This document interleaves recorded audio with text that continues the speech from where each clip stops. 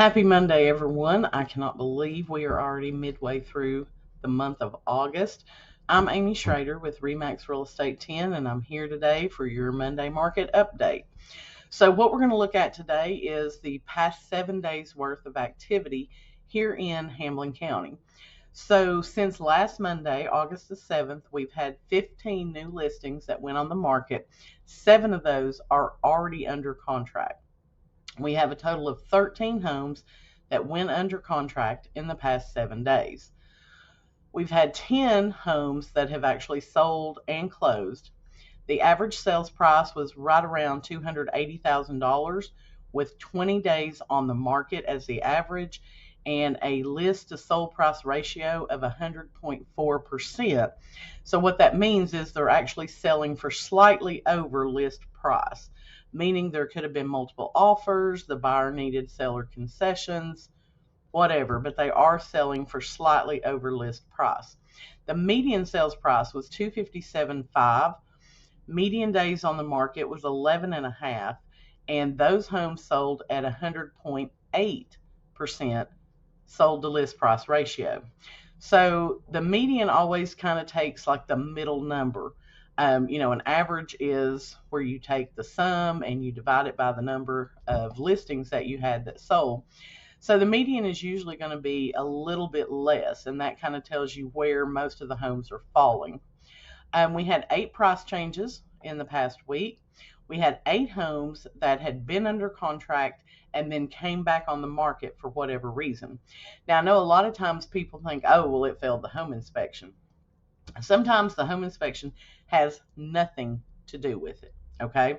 I actually had 2 homes that were under contract, came back on the market. One, we were the day before closing. Okay.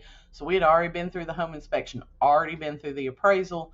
And for whatever reason, I don't know why the lender didn't catch this earlier in the process, but the buyer was doing an FHA THDA loan, and the day before closing, THDA denied them the grant money that they were going to use for down payment and for part of their closing cost. So that house came back on the market. And then I've had another one that went all the way through inspection, appraisal had been done, and then the buyer had to cancel because they were looking at facing some surgery in the next, couple of weeks. And the house they were buying was a split foyer, meaning you're going to have to go up or down steps pretty much anytime you want to go somewhere in the house. So that buyer decided that probably not the best time to buy a split foyer home. And so they canceled that transaction. So I'm just telling you those to let you know that when you see a house go under contract and then it does come back on the market, don't automatically jump to the assumption that, oh, there must be something wrong with that house. It failed the home inspection. That's not always the case. So be sure you get with an agent, have that agent reach out to whoever has the home listed, and find out what's actually going on with that house that made it come back on the market. I've also had one before that we went under contract, and the buyer came back on their repair proposal and asked for every item on that home inspection to be repaired. Now, if you've ever seen a home inspection report, you know that a lot of the stuff that they mark, they have to mark to cover themselves, but like a lot of it is really no big deal. It's part of owning a home.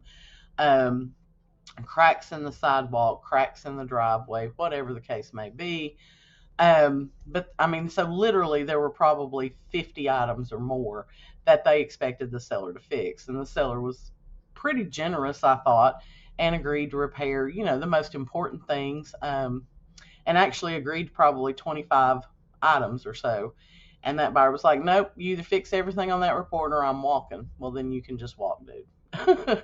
So those are just examples that sometimes it's not the house, sometimes it's the buyer situation that can change and make that house come back on the market. We only had 1 home that expired in the past week. And of the 8 homes that came back on the market, 4 of those are already under contract again. So as a total in Hamlin County, we have 102 homes that are active and available for sale. We have 111 homes that are currently under contract in some way, shape, or fashion. So real estate is still moving here in Morristown. In the Hamlin County area and in the Lakeway area in general. So don't think because interest rates are up that people are no longer buying homes. They are. Don't think that because the interest rates are up, nobody is selling their house. They are. Now, if a seller has a 2.5% rate, just bought the house a year or two ago, they're probably not going to be, putting their house on the market anytime soon.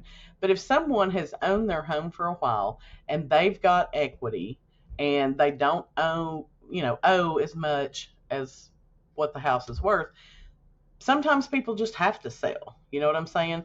Sometimes the kids go off to college and they no longer need that 4,000 square foot home.